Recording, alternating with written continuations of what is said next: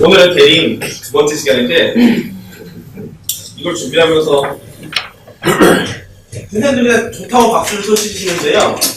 이건 이렇게 성화를 가지고 만들게 된 이유는 저는 지난 시간도 말씀드리긴 했지만 제가 유치장 선생님들을 보거나 기동단 배우들을 직접 만나고 있고 선생님들이 한 말씀들을 듣다 보니까 거리가 필요하겠다라는 생각이 많이 들어서 그 거리를 뭐가 있을까 계속 고민하다가 성화 제가 그나마 조금 관심 있어서 찾는 성화가 괜찮지 않을까라는 생각이 들어서 했는데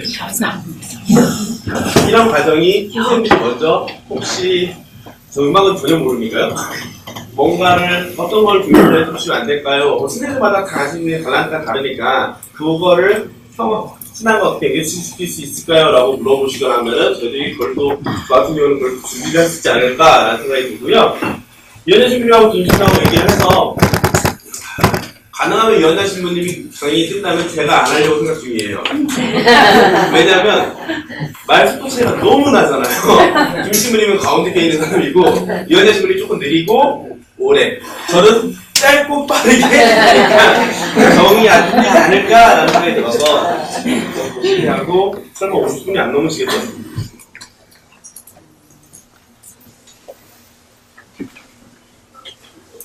아, 네. 36분? 38분? 36분도 오신 것 같은데 그래요. 그리고 저 사진은 안 오시면 저 안 주는 건 아시죠? 저 지난주에 나눠드릴 건데 남은 건 다 제가 같이 갔습니다. 그렇다고 또 누구 준다고 하나 더 생기시면 안 돼요? 싸움 할 거예요. 오늘은 사실 성모님에 대한 거랑 음수에 대한 건 대부분 알고 계신 것들이라 조금 이미 알고 있던 것들을 이렇게 연결시킬 수가 있구나라는 걸 중심으로 가지 않을까 싶긴 해요. 너무 새로운 걸 알 수 있는데 역시 예상대로 다들 펜과 종이를 다 그리시군요. 지난주에 좀 힘드셨나 봅니다. 50분이 더 오셨을까요? 처음에 12시에 오신다는 분은 없었겠죠? 딱 맞춰 오는 분은 없었죠?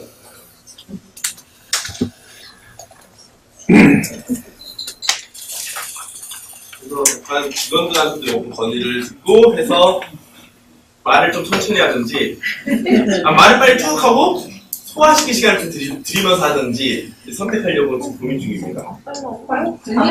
아시죠? 쓰기 시작하는 분들은요 못 적으세요. 쓰다 분들은 이렇게 넘어가고요. 그냥 보고 이해하자 다 맞고 이렇게 하면은 돼요. 제 강의 지금 보통 2번, 3번 들어보면은 그때서야 다 습득돼서 할 수가 있는데 그럼 기회가 안 되니까요. 내년부터는 그래서 친구들이 이번에 10번씩 강의하는 게 효용이 좋다는 얘기를 많이 해서 4개월씩 막 드렸어요. 제가 1월 중순에 끝나잖아요. 그럼 김신부님이 나머지 강의를 딱 하면 1월 때 딱 끝나잖아요. 그러면 2, 3, 4, 5를 어떤 신부님, 6, 7, 8, 9를 어떤 신부님, 10, 11, 12, 1, 뭐 이런 별로 어떤 신부님 이런 식으로 하기로 해서 운이 좋으면 12번을 다 들을 수 있으시고요. 운이 나쁘면 아니요, 10번도 못 들으세요. 왜냐면 우리 행사가 있으면 빠지잖아요. 그런 것 때문에 운이 안 나쁘면은 신부 입장에서 운이 좋아서 6번, 6번? 나쁘면 12번이겠네. 여러분 입장에서는 반대겠죠? 그러면 또 시작 기도를 성교 기도로 하시라고 약간 마음에 드시겠네요. 시작하겠습니다. 성부와 성자와 성령의 이름으로 아멘. 주님의 천사가 마리아께 하나님 성령으로 잉태하셨나이다. 주님의 택하신 마리아님 기뻐하소서. 주님께서 함께 계시니 여인 중에 복되시며 태중의 아들 예수님 또한 복되시나이다. 천주의 성모 마리아님 이제와 저희 죽을 때 저희 죄인을 위하여 빌어주소서. 아멘. 주님의 종이오니 그대로 제게 이루어주소서. 은총의 택하신 마리아님 기뻐하소서. 주님께서 함께 계시니 여인 중에 복되시며 태중의 아들 예수님 또한 복되시나이다. 천주의 성모 마리아님 이제와 저희 죽을 때 저희 죄인을 위하여 빌어주소서. 아멘. 이의 말씀이 사람이 되시어 저희 가운데 계시나이다. 은총의 택하신 마리아님 기뻐하소서. 주님께서 함께 계시니 여인 중에 복되시며 태중의 아들 예수님 또한 복되시나이다. 천주의 성모 마리아님 이제와 저희 죽을 때 저희 죄인을 위하여 빌어주소서. 아멘. 천주의 성모님 저희를 위하여 빌어주시어 그리스도께서 약속하신 영원한 생명을 얻게 하소서. 기도합시다. 하느님 천사의 이름으로 성자께서 사람이 되심을 알았으니 성자의 순환과 십자가로 부활의 영광에 이르는 초를 저희에게 주옵소서. 우리 주 그리스도를 통하여 믿나이다. 아멘. 성부와 성자와 성령의 이름으로 아멘. 마리아와 요셉입니다. 보통 우리가 알고 있는 성모님은 이런 성모를 많이 합니다. 이 그림 이름 뭘까요? 이거는요, 이런 방식의 상징화를 다 이코나를 불러요. 영원한 성모예요. 마테르의 약자고요. 여기에 크리스토에서 그리스도의 어머니라는 뜻이 있는데요. 마테오, 하느님의 어머님이라는 뜻이 있고, 이 복장 보면 굉장히 화려해 보이죠. 여기서 우리가 알고 있는 성모님에 대한 교리가 4개가 있습니다. 뭐가 있을까요? 이런 거는 시간을 짧게 들수록 좋은 거겠죠? 하느님의 어머니시다. 돌아가실 때 하늘에 승천을 다쳤다는 거. 성모 승천이라고 해서 성모님 스스로 올라갔던 건 아니에요. 하느님에게 잘했어서 싹 올려주신 거예요. 평생 공동으로 사셨고 먼지 없는 인생을 하셨다. 이 4가지를 알고 있습니다. 그러다 보니까 문제점이 사람들이 기억하는 성모님 다 이런 성모로만 기억해요. 그때 사람들은 약간 하늘의 색깔이라고 말했잖아요. 영광스러운 모습이거나 천사들한테 이게 둘러싸인 이런 모습들을 많이 보입니다. 정말 성모님은 처음부터 이런 모습으로 있었을까요? 아니요. 시골 아낙네였어요. 얼굴이 그렇게 예쁘다고도 말을 못해요. 그러면 왜 이렇게 잘생긴 표현을 했을까요? 우리가 성화를 그리거나 할 때 못생긴 분도 되게 멋지게 그린 이유는 그분 마음 안에 있는 신앙심이 그만큼 아름다웠기 때문에 표현하는 겁니다. 그거를 살짝 돌리면은 흑인 성모님도 가능하겠죠? 흑인 쪽에서는 아시아도 한복 입는 성모님도 가능하겠죠. 그분의 내면적인 아름다움을 표현하기 위해서 표현했기 때문에 만약 내면의 아름다움이 아니라 외적인 것으로만 하겠다라고 했을 때면은 중동에 있는 아낙네의 모습을 그대로 해야겠죠. 그리고 그때는 마른 여자가 예쁜 편이 아니었죠? 그때 약간 여유로운 사람들이 부와 명예 그런 거에 설치였을 겁니다. 그래서 오늘 저는 이 사건을 중심으로 이야기하려고 합니다. 대림의 2번째 시간이기 때문에 어떤 결면인가요? 어려운 말 많이 나오네요. 스테보지, 성모 연고 여기 나오죠. 천사가 가브리엘 천사가 마리아께 나와서 은총이 가득하니여 복되다 하면서 주님께서 너와 함께 하실 것이다 라고 하는 부분입니다. 그런데 이 그림들 보면 공통점이 있어요. 살짝 접고 성모 연고를 하고 검찰하면 대부분 이런 그림이 있습니다. 공통점이 뭘까요? 비둘기, 네, 성령, 네, 성령, 천사가 있고요. 성서에서는 이제 천사, 성령, 마리아는 있어야 돼요. 근데 꼭 빠지지 않는 물건들이 있습니다. 여기 바느질 없는데요? 저기는 세탁물. 하여튼 더 중요한 게 있어요. 색이 있죠. 색이 있죠. 성모님 옷 복장은 기본적으로 이게 좀 화려하게 표현했지만 빨간색이나 그런 걸 보통 많이 합니다. 자, 이거를 기억한 상태에서 우리가 오늘 집중적으로 봐야 되고 제가 나눠드릴 사진을 보십시오. 이겁니다. 이걸 통해서 우리는 대부분 강생구속이라는 것을 사건이 얼마나 큰 사건인지를 설명할 수가 있고요. 피앗이라는 그대로 이루어지소서라고 하는 라틴어를 알 수 있습니다. 순례라는 건데 결론부터 말씀드리면 이 그림을 통해서 우리는 주님을 모시는 준비를 어떻게 해야 되는지가 알 수가 있어요. 그러면 지금부터 이 그림을 하나하나 부분적으로 잘 살펴보도록 하겠습니다. 일단 10초 정도 될 테니까요. 구석구석에 뭐가 있는지 한번 싹 담아보세요. 여기서 뽑을 수 있는 교리가 생각보다 어려운 교리들을 뽑을 수가 있어요.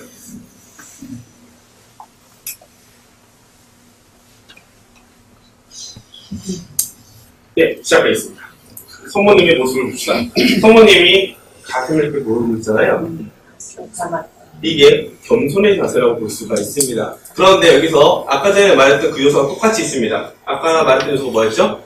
책입니다. 이 책은 과연 무엇일까요? 성경이겠죠. 그거는 성모님이 하느님을 모시기 전 천사를 만났을 때 성모님이 말씀과 함께 했다는 것을 알려주게 됩니다. 그렇다면 주님을 모시는 사람들은 어떤 자세를 가져야 되느냐? 바로 이 성서구절과 연결되죠. 생각하고 주인님의 말씀은 내 발의 등불 내 길의 빛이니이다. 아마 어느 성서가에 나와요. 찾아보지 못했는데 나올 거예요. 즉 말씀을 항상 담고 살았던 가까이 했던 성모님이었기 때문에 그녀에게는 하느님의 일이라는 것이 다가옵니다. 가장 큰 사건이 인간이 참아 받기 힘든 그 사건이 만나게 돼요. 그런데 이 주님의 말씀을 내 발의 등불, 내 길의 빛으로 삼기 위해서는 두 가지 요소가 만나야 됩니다. 무엇이냐? 바로 하느님은 어떠한 분이신가에 대한 목마름. 즉, 내가 행복하게 살 수 있는가? 내 삶의 목적은 무엇일까? 더 올라가서 내가 신앙을 통해서 얻고자 하는 것이 무엇인가라는 강렬한 목마름이 있어야 되고, 두 번째, 이 말씀을 통해서 나의 삶을 변화시키려고 하는 용기가 필요합니다. 말씀을 듣기만 해서 귀만 보고 되는 것이 아니라 말씀을 듣고 그것을 내 삶을 비춰보면서 나아가려고 하는, 즉 하느님에 대한 목마름과 나의 변화를 위한 목마름 두 개가 만났을 때 비로소 천사가 마리아에게 했던 말, 은총이 같은 일 구하여라, 너와 함께 계시다 라는 말을 들을 수가 있게 됩니다. 만약 목마름이 없는 상태에서 하느님의 일이 오잖아요. 그러면 이게 하느님의 일인지도 모르고 넘어갑니다. 그리고 듣기만 하고 자기의 성체를 보지 못하잖아요. 그러면 사람들이 하느님을 설명하고 이게 하느님을 믿으십시오 라고 말하는 사람들이 바라보면서 너의 삶을 보면은 하느님은 분명 좋으신 분 같은데 너의 삶을 보면은 이상한데? 라고 말할 수밖에 없어요. 인도에서 간디가 말한 것처럼 나는 하느님은 좋아하지만 그리스도인들을 싫어합니다 라고 말하고 똑같은 말을 듣게 됩니다. 그럴 때 주님에 대한 목마름과 나의 변화 두 가지가 만났을 때 비로소 이 말씀이 들려왔을 때 이런 겸손된 자세로 그분의 말씀을 듣고 행동할 수 있게 되는 겁니다. 이런 놀라운 일이 이 두 가지가 만났을 때 있었던 가장 놀라운 사건이 바로 구원자 예수 그리스도가 세상에 올 수 있는 발판이 마련됐다는 거예요. 이게 얼마나 중요하면요. 보통 예수님 하면 우리 다 구원자라고 생각하거든요.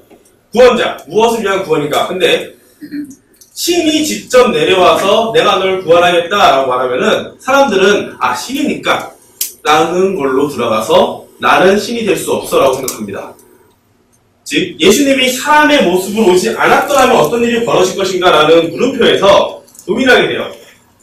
사실 우리는 예수님이 부활한 이후의 일도 알잖아요. 그렇기 때문에 성서를 볼 때 부활을 염두에 두고 성서를 보기 때문에 예수님이 하신 모든 말씀을 하느님이니까 덮어버립니다. 하느님의 뜻이 있겠지 덮어버리고요. 그거 우리의 보통 신앙생활도 똑같아요. 왜 하느님이 이렇게 말씀하셨는지 그 당시의 순간의 의미를 놓치게 되고 그냥 하느님이니까 어떻게든 해주겠지라는 식으로 덮어버리는 일이 벌어져요. 하지만 인간으로 오셨기 때문에 인간이 가지고 있는 한계점들, 나약한 점을 다 가지고 계시고 그렇기 때문에 우리가 예수님의 모습을 따라 살기만 하면 구원받을 가능성이 제일 높아지는 거예요. 이 구원에 있어서 가장 걸림돌이 무엇일까? 던졌을 때 이거를 연결시킬 수 있습니다. 하느님은 최초의 사람을 창조했지만 이 사람이 뭔가를 까먹죠. 죄를 짓게 되죠. 그리고 예수님은 사람으로 오셨습니다. 근데 예수님께서는 성령이 내려오고요. 이 사건을 우리가 보통 뭐라고 말하죠? 그러니까 뭐 신라곤이고 낙원에서 있고 신라곤이 낙원에서 일어났다는 거죠? 왜 에덴 동산에 쫓겨났을까요? 불순종일까요? 교만일까요? 내가 하느님이처럼 되고 싶어하는 교만입니다. 그거는 기본적으로 사람이 가지고 있는 원죄의 교리에 연결돼요. 그렇기 때문에 아까 봤던 그림 왼쪽 위에 뭐가 있었나요? 웬 칼든 아저씨가 남자 여자를 쫓아냅니다. 왼쪽 구석에 있었어요. 즉, 두 사람이 죄를 지어서 쫓겨난 것, 그 사건을 예수 그리스도가 사람이 되셨기 때문에 우리는 다시 구원의 희망이 왔는데 문제는 사람이 되셨다 하더라도 우리가 가지고 있는 나약함이 완전히 사라진 걸 아니라는 거예요. 하지만 중요한 포인트는 이거죠. 로마서의 바로 사도 이렇게 말합니다. 한 사람을 통해서 죄가 세상에 들어왔고 죄를 통해 죽음이 돌아왔듯이 모두 죄를 지었으면서 모든 사람이 죄의 죽음에 미치게 되었습니다. 원죄 교리입니다. 근데 엄밀히 말하면 원죄라는 교리 자체는 처음부터 나타나지 않았어요. 일정 시간이 지난 다음 교부들이 수많은 공격들을 받으면서 나타나는 개념이 원죄 개념이고요. 여기서 말하는 아까 제가 교만이라고 말했잖아요. 원죄는 우리가 생각하는 연대 책임이 아니에요. 내가 죄를 지었기 때문에 내 후손들이 똑같이 벌을 받는다는 개념이 아닙니다. 인간이 기본적으로 가지고 있는 교만해지고 싶은 마치 하느님이 되고 싶어하는 그런 악의 기운은 경향으로 보셔야 돼요. 그렇기 때문에 이런 악의 기운을 지우는 경향이 인간 자신의 욕심을 통해서 들어왔다면 성모님이 말씀과 함께하면서 주님의 일을 받아들일 준비가 되어 있고 주님의 말씀을 들었을 때 비로소 이런 성서 말씀이 우리에게 의미가 있게 됩니다. 그 한 사람의 번제로 한 사람을 통하여 죽음이 지배하게 되었지만 은총과 의로움의 선물을 충만히 받은 이들은 예수 그리스도 한 분을 통해서 생명을 누리며 지배하게 될 것입니다.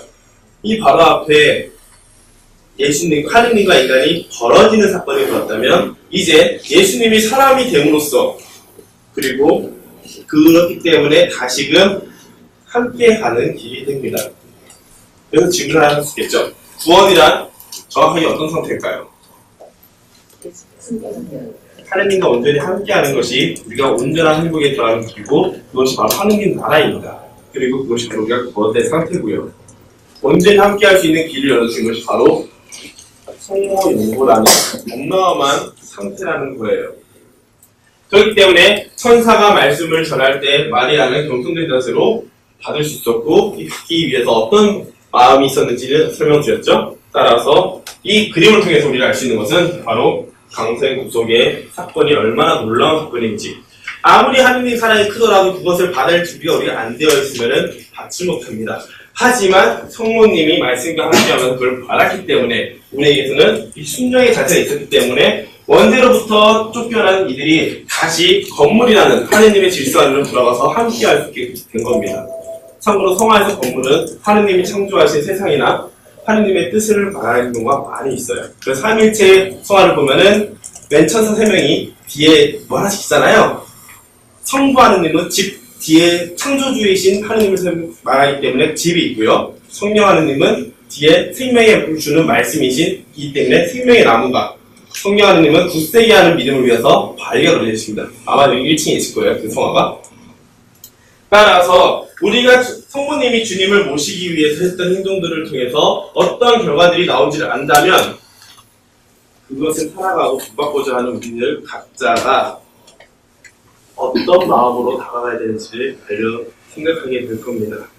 그래서 이 사건을 통해서는 주님이 오심을 기다리는 대림 시기에라는 관점에서 봤을 때 이미 아직 하느님이 나한테 오지 않더라도 어떤 자세로 기다리고 있어야 되는지를 알려주게 되고 또한 선교사 선생님이 대원들을 만나거나 노우들을 만날 때 이들이 한 번에 갑자기 반응이 바로바로 온다고 멈추는 것이 아니라 그들과 함께하면서 삶으로 보여줘야 된다는 것 그리고 꾸준히 지치지 않고 나아가야 되는 자세가 있을 때 하느님의 일이 이루어지고 그 사람들이 구원의 길로 올 수 있다는 것을 기억하면 좋겠습니다. 쉬면서 사진을 드릴 테니까요. 모습이 좀 길어요. 이게 사실 사이즈를 제가 잘못해가지고 그 아담과 하와랑 시사님의 쫓아내는 천사의 얼굴이 잘렸어요. 얼굴만 잘렸어요. 몸은 다 나타나는데. 네. 성모님에 대해서는 얘기할 수 있는 게 되게 굉장히 많아요. 연중식에 대해서 알 수 있고 성탄, 부활 다 말했었거든요. 근데 그래서 대림 부분만 빼려고 일부러 이 장면에서 끊어버린 거니까요. 놀라지 마시기 바랍니다. 뭐요? 아! 상명이고요. 보면 북한 무늬가 있을 거예요. 그거는 성모님이 평생 동정이라는 걸 말해주는 상징이고요. 성모님 주변에 있는 문양을 보면은 여기는 안 나타났구나. 여기 자세히 안 보이네요. 백합 문양이 보통 성모님한테 나타나거든요. 그 백합은 동정을 의미해요. 네, 백합. 성인 중에서 백합도 보이고 흰색 꽃이나 백합도 보이는 사람 있잖아요. 다 동정녀입니다. 동정 지키다가 또 선교하시고. 요셉이요? 네, 요셉도 많이들 오해하시는 거. 마리아랑 요셉이 결혼했잖아요. 잠자리 했을까요? 안 했어요. 예수님 난 다음 잠자리 했을까요? 안 했어요. 그래서 갖고 있는 거예요. 동정을 지켰다는 의미는 다 바꿔버립니다. 그 수단들이 성인이 되면은 다 이게 수도복 입고 있고 뒤에 이게 테들이 있고. 그래서 보통 백합은 다 공정을 상징하고요. 또 뭐, 그다음에 순교성인들은 어떤 방식으로 숭배했느냐에 따라서 그 도구들을 가지고 있는 경우가 많이 있습니다. 그래서 만약 대원들한테 제일 많이 들어오는 질문 중 하나가 선주에 대한 우리 종교에 대해서 불만이 있는 중 하나 이 장면이고요. 왜 아담과 하와가 제일되어 우리가 튀게 되는지. 그래서 그때 말씀을 주셨는데 원죄가 내가 죄를 져서 내 후손들이 벌을 받는다 이 개념이 아니라 누구나 가지고 있는 교만. 그래서 누구나 쫓겨날 수 있다는 것. 그런 것들 포인트를 말해주면서 원죄 해결을 얘기해줘야지 쉽게 와닿지 그냥 얘기하면은 있어요. 왜냐 우리가 거부감만 더 생길걸요.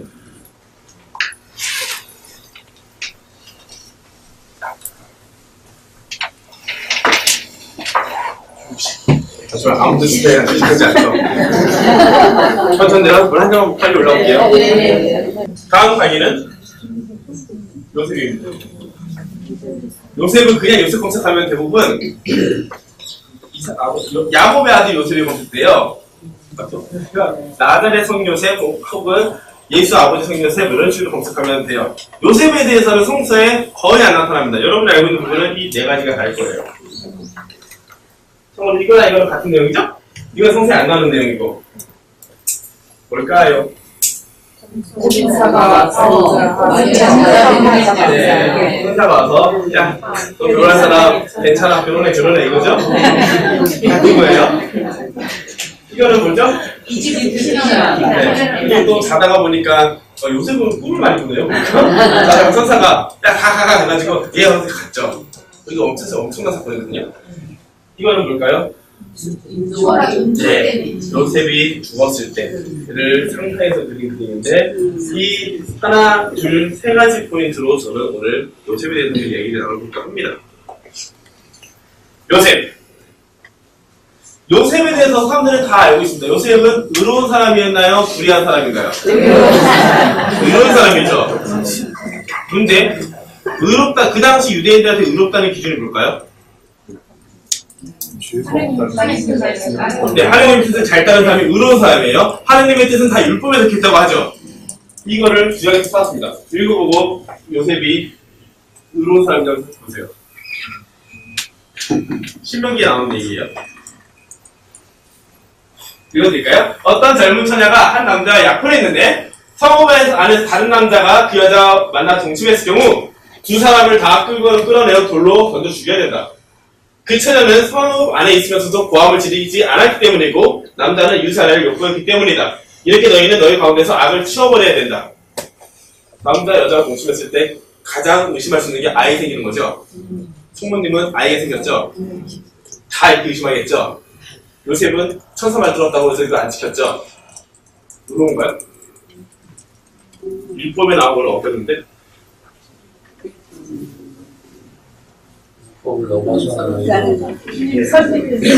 그 대답은 오늘 살아가는 우리들이 할 수 있어요.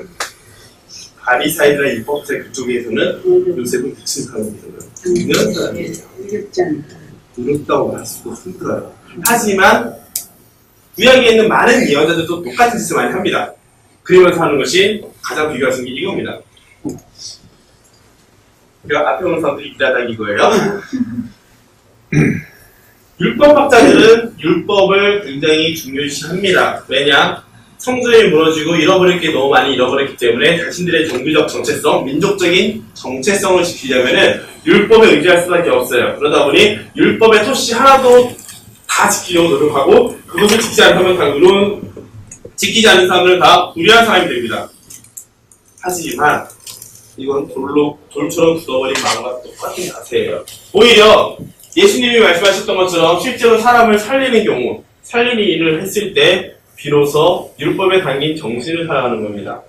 따라서 요셉이 의롭다라는 표현, 이 성서 구절과 함께 생각한다면 우리가 신앙생활하면서 지켜야 되는 것은 무엇에 대한 규칙보다는 그 규칙이 왜 생겼는지, 그 안에 담겨있는 정신이 무엇인지, 그리고 지금 당장 어떤 식으로 정하는 게 더 좋은지에 대해서 바라보고 살아갈 때 의롭다라는 말을 붙일 수 있다는 것을 기억하면 됩니다. 우리들에게 적용하자면요. 교회론 쪽으로, 우리 교회가 어떤 교회냐, 뭐 이런 건데, 교회론 쪽으로 이 세상, 지금 살아가는 현대의 가운데, 우리가 신앙생활 하는 가운데, 이게 맞다, 안 맞다, 적용해야 된다, 말아야 된다를 하는 것을 뭐라고 표현할까요? 신부가 있는 이유가 봅니다. 교독본이라고 하거든요. 그래서 이렇게 아이패드는 이런 기능도 돼요. 쓸 수가 있어요.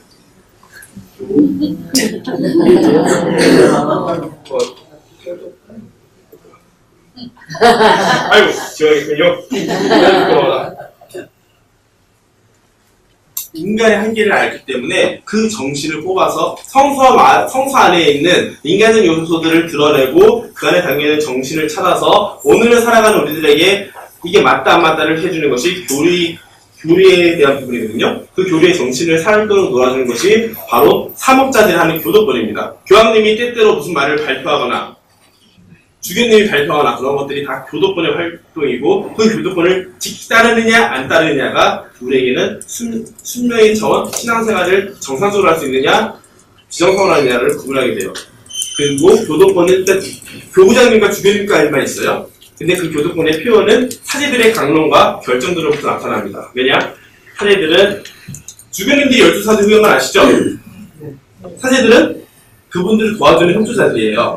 따라서 그분들이 우리에게 권한을 주셨기 때문에 우리가 하는 거고 이 본당에 혹은 이 공동체 혹은 이 경찰서마다 적용되는 방식이 다 다를 수 있는 이유는 그 지역마다의 특징들이 있고 그걸 존중하기 위해서입니다.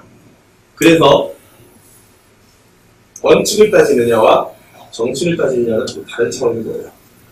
이걸 해서 우리는 설명할 수 있고, 만약 여러분 중에서, 우리 맨날 이거 하는데 왜 안 해요? 까부는 친구 있으면 여기 말해주시면 돼요. 두 번째. 성 요셉 하면은, 이런 구절이 떠올 겁니다. 자자자. 마리아 성경에 의한 거니까, 받아들여. 그런데, 요셉이 마리아를 받아들이면서 포기해야 되는 것이 무엇이었을까라고 생각한다면 그 크기를 우리는 잘 모릅니다. 일단 요셉의 직업에 대해서 물어볼게요. 요셉의 직업은 무엇인가요? 목수. 다 목수로 알고 있어요.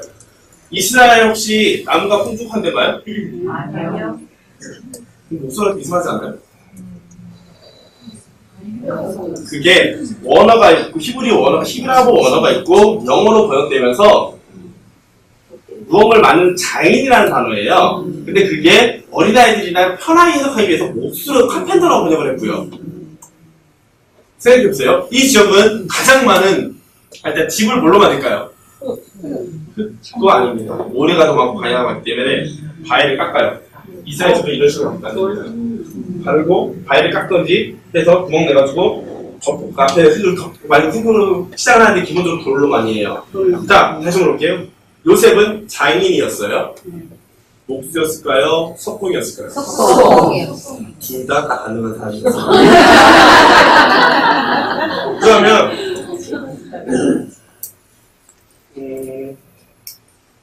다음 나왔을 것 같은데 그가 그냥 목수로 표현하지만 그가 가지고 있는 능력은 생각보다 크다는 거예요. 다른 어떤 책을 읽어보려면 이런 부분 나와요. 나자렛은 작은 동네입니다. 하지만 나자렛에서 걸어서 30분에서 1시간 정도 가면은 굉장히 큰 도시가 나타나요. 그러면은 요셉은 나자렛에서만 했을까요? 여기서 만들고 도시 가서 팔고 오고 있는 사람이었을까요? 다 가능성이 열려 있습니다. 확정이라고 할 수 없어요. 2000년에 가본 적이 없으니까. 근데 가능성이 열려 있어요. 그렇다면 그가 성모님을 받아들이기 위해서 포기했던 것은 오늘날 우리와 똑같은 문화입니다. 신앙이냐, 내가 가지고 있는 기독교냐. 내가 가진 능력들, 쌓인 명예, 그걸 다 버릴 수 있는 감수를 한 상태에서 하느님 일을 하느냐 마느냐 이 문제가 들어가요. 선택할 수 있을까요? 의외로 신학교에 들어올 때 문제가 부모님들이 그걸 반대하는 이유 중 하나가 다소 문제도 있지만 부모님의 가지고 있는 명예나 직책이나 그걸 네가 받아야 되지 않겠냐라는 그런 것도 있어요. 근데 그걸 버리고 신학교 가는 거랑 마찬가지로 요셉 역시 이미 자리를 잡은 사람이에요. 하지만 그는 이거를 다 내려놓고 만나러 가는 겁니다. 사실 그럼에도 불구하고 요셉이 별 얘기 안 했던 것은 그만큼 침묵을 시켰다는 겁니다. 이거는 다음 장면에서 나오는 건데 여러 가지 생각하면서 재밌는 거 말씀드릴게요. 요셉이 이집트, 보통 사람들이 이집트로 이민을 그 당시 이민이겠죠? 말이 약 달라요. 종교가 도 아예 다르고요. 그러면은 엄청 고생했을 거예요. 근데 그런 고생까지 이게 하나도 안 나오죠. 왜 그럴까요? 여기까지만 생각을 한다면 요셉은 어느 나라든지 다 필요로 하는 전문직 직장인이에요. 말이 안 통해도 만들어서 팔 수가 있어요. 그렇기 때문에 훨씬 더 가능했을 겁니다. 그리고 뭐 어떤 영성적인 지도하는 분들이 이런 얘기도 해요. 요셉한테 뭐 만드는 거를 많이 배웠기 때문에 예수님이 창조주의 하느님을 그걸 그때부터 보여준 거다라고 얘기하는 사람도 있긴 한데 그거는 알 수는 없습니다. 상상력이니까요. 즉 여기까지 봤을 때 요셉은 그러면은 행복한 삶을 살았을까요? 불행한 삶을 살았을까요? 나오지 않죠. 이게 우리가 생각하는 성서와 그 다음에 이 차이예요. 아까 말했죠. 부활의 전제하고 성서를 보면 의미를 모른다니까요. 다만 이건 추측할 수 있습니다. 요셉이 이 사진 나올 건데요. 요셉이 예수님을 받아들이면서 오직 하느님을 위해서 평생을 버렸어요. 아까 말한 것처럼 다른 여자를 만났지도 않았을 것이고 성모님과 잠자리도 하지 않았을 겁니다. 그러면 이 사람은 가정 남자로서의 능력이나 자격도 거의 박탈등을 무시당할 수밖에 없는 상태고요. 과연 그의 일생은 행복했느냐? 알 수 없다고 했죠? 성서에 등장하지 않기 때문에. 그래서 오히려 그에게 오면 이런 얘기를 합니다. 침묵의 정인이라고 할 수가 있어요. 사실 본당을 유지하고 이끌어가는 사람들은 말 많이 하는 사람이 아니라 묵묵히 자기 열심히 하는 사람들이라고 다시 아시잖아요. 마찬가지입니다. 성령 요셉 역시 등장은 절대 아니에요. 언제 죽었는지 나타나지도 않아요. 하지만 그의 삶이 침묵을 지키면서 하느님을 온전히 공헌했기 때문에 그를 보는 우리는 내가 지금 능력이 뛰어나거나 사람들 사이에서 영향이 크거나 그런 게 아니더라도 하느님과 함께 할 수 있구나를 배울 수 있는 상황이 되게 됩니다. 따라서 이건 좀 다른 개념이긴 한데 이런 식으로 얘기할 수 있어요. 익명의 그리스도인이라고. 원래 익명의 그리스도라는 개념은 세례를 받지 않거나 하느님을 모르는 사람이 자연에 나타난 양심의 법을 따라 살았을 때 그도 구원을 받을 수 있다라는 개념인데 빨랐나요? 다시? 왜? 그런데 묵묵히 자신의 일을 하면서 살았던 요셉을 통해서 이런 모습을 볼 수 있지 않을까라고 생각이 들어요. 이렇게 말씀드리면은 대원당으로 얘기할 때 굳이 교리를 배우지 않고 혹은 굳이 종교에 관심 없어 하는 친구들도 그러면 제가 지옥 하나의 말씀을 말하기 좀 어려워지잖아요. 그럴 때 너의 양심이 잘 자랐고 양심에 따라 살았다면 너도 구원의 가능성이 열려있단다. 다만 고속도로처럼 직진으로 달리느냐 국도처럼 꾸불꾸불 달리느냐는 우리의 선택이라고 말할 수 있는 거죠. 또 하나 여기서 이거시킬 수 있는 거는 예수님이 오시기 전에 태어나서 죽었던 사람들은 구원을 못 받을까요? 그건 개신교의 논리, 개신교에서 이것 때문에 말했죠. 예수님이 이 논리이기 때문에 예수님이 오시기 전에 태어나서 죽었던 사람들도 양심에 따라서 올바르게 살았다면 구원의 길은 다 열려있는 겁니다. 이거를 좀 더 어려운 말을 표현하면 교회 밖에도 구원은 가능하다는 얘기예요. 그래서 예전에는 우리도 교회 밖에는 구원이 없다고 했거든요. 근데 그게 바뀌었어요. 1800년대나 1800년대가 그게 바뀌었어요. 1900년대. 2차 공의회 때는 확정이 됐고요. 그 전부터 이런 얘기가 나왔었어요. 계속. 그래서 스스로 바뀌었기 때문에 요셉을 통해서 종교에 관심이 없지만 약간 그렇다면 난 구원 못 받는 거냐라고 공격한 사람한테 얘기할 수 있는 거리가 또 생기는 거죠. 자, 그러면 요셉이 죽음입니다. 두 가지 죽음에 대한 그림이 나타나요. 하나는 등장인물 죽음이 있죠? 예수님, 성모님, 요셉. 여기는요? 천사들, 예수님, 성모님, 요셉. 어떤 죽음을 맞이했을까요? 이거라고 말하시는 분들은 성서를 너무 미화해서 우리들의 마음의 사이 너무 훔쳐서 사람들한테 표현한 겁니다. 실제로 겉에 봤을 때는 이럴 거예요. 근데 재밌는 거는요, 이걸 통해서 우리는 재밌는 현상을 볼 수 있어요. 우리를 바라볼 때 세상의 시선과 신앙의 시선을 볼 수 있는 거예요. 세상의 시선을 볼 때는 요셉은 정말 아들 하나밖에 없는 불행한 사람이에요. 하지만 신앙의 눈으로 봤을 때는 그는 아들 하나밖에 없어도 가장 행복한 사람이고요. 그렇다면 이거는 본당에서 써먹기 좋겠죠? 우리가 무슨 시선으로 세상을 바라볼 것이냐는 바로 이런 그림으로 나타납니다. 물론 현실적인 문제와 신화적 문제가 만났을 때는 그걸 지혜롭게 풀어가는 건 필요하지만, 많은 사람들이 신앙 너 믿어봤자 별 바뀐 거 없는 것 같은데? 라고 말했을 때 나는 내 안에 내가 행복하다라고 말할 수 있으면 되는 거예요. 마찬가지로 대원들이나 직원들도 종교 교리나 미사나 중요하지만 그것 때문에 오는 스트레스를 받아 한다면 그걸 무조건 외우세요 이런 게 얘기가 아니라 여기 와서 신앙을 하셨으면 좋겠습니다. 여한테 힘을 받아갔으면 좋겠습니다 라고 얘기한다면 이런 신앙의 시선을 그렇게 계속 깔아주는 게 돼요. 때문에 성서 말씀에 이런 게 있습니다. 그리스도는 유다인들에게는 걸림돌이고 다른 민족들에게는 어리석음입니다. 코린토일서에서 바로 사도가 말하는 얘기인데, 이것을 요셉의 죽음을 통해서 우리는 더 쉽게 이해할 수가 있는 겁니다. 여기까지 얘기를 들으시고 난 다음에 이걸 보신다면, 요셉은 성서에 조금만 등장하지만 그의 삶을 통해서 우리는 굉장히 많은 것을 생각할 수가 있습니다. 바로 강생구조, 하느님의 일이 오기 직전에 성 요셉과 성모 마리아가 했던 행동을 통해 우리는 앞으로 우리가 어떻게 살아야 되는 것인지, 그리고 사람들을 맞이할 때 우리가 어떤 삶을 보여줘야 되는지를 생각할 수 있다는 거죠. 때문에 주님의 일을 준비하는 신앙인의 자세를 요셉과 마리아를 통해서 우리는 배울 수 있고 이해하게 되게 됩니다. 그래서 지금부터 한 가지 영상을 보여줄 건데요. 어떤 주일 저녁에 기도만 하는 건데, 나는 하느님의 일을 하면서 세상의 시선과 신앙의 시선 안에서 어디에 더 마음을 두고 있는지, 혹은 나는 성모님의 어떤 모습을 배울 수 있고 성녀의 어떤 모습을 따라가고 있는지를 생각하면서 들으신다면 도움이 되실 겁니다.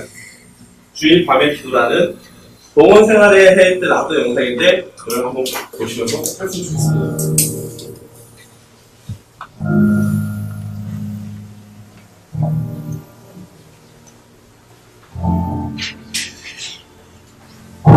주님, 오늘 밤 저는 혼자입니다. 성당 안의 소음도 차츰 사라지고 모두들 제각기 집으로 돌아갔습니다.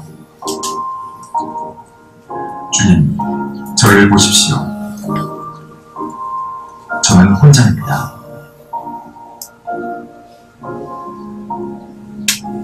침묵이 저를 숨막히게 하고 고독이 저를 괴롭힙니다. 모든 사람을 다 사랑하면서도 누구의 사랑도 받지 않는다는 것은 정말 어렵습니다. 자신을 위해서 살지 않고 남을 위해서 모든 것이 된다는 것이 정말 어렵습니다. 혼자라는 것은 정말 어렵습니다.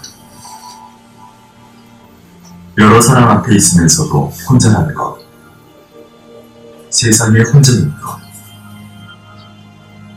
제 이익은 찾지 않고 언제나 남의 이익만을 찾는다는 것, 남의 죄를 듣고 혼자 견디어내는 것, 비밀이 있으면서도 이를 어떻게든 터놓지 못한다는 것, 고통과 죽음과 죄 앞에 혼자 있는 것. 주님, 정말 어렵습니다.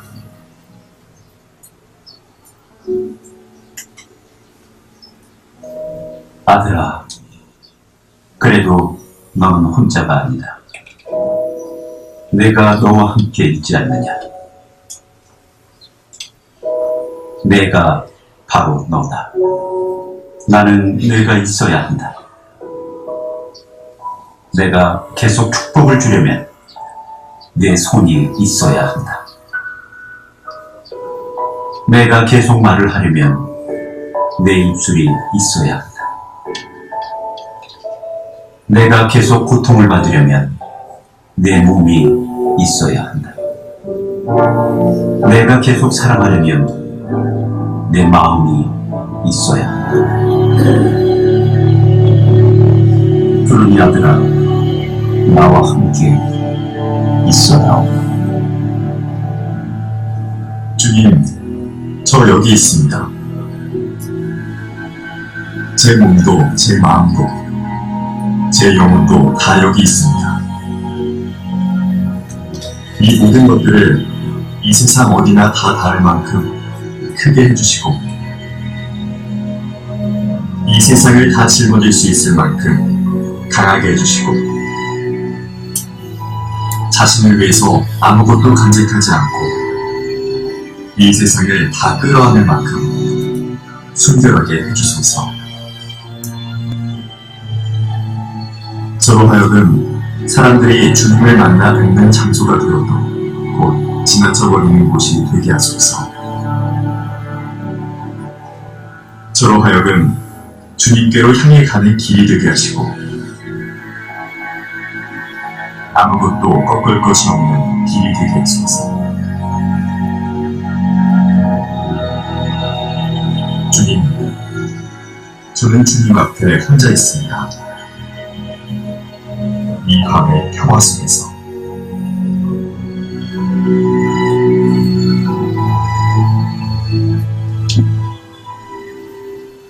네, 아마도 우리 선생님들의 마음과 가장 연결되지 않을까 싶어서 보여드렸고요. 너무 굳이 여기까지 강의고요.